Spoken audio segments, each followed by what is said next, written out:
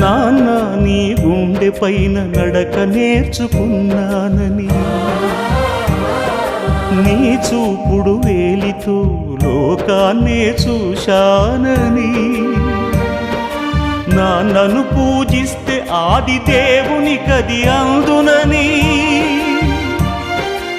అమ్మకు బ్రహ్మకు మధ్యన నాన్నే ఒక నిచ్చెనని తెలియనైతి తండ్రి, ఎరుగనైతి నాన్న.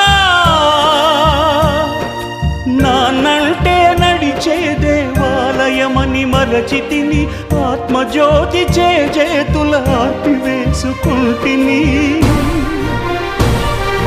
మరచిపోయి కూడా నన్ను మన్నించొద్దమ్మా, కలనైనా నన్ను కరుణి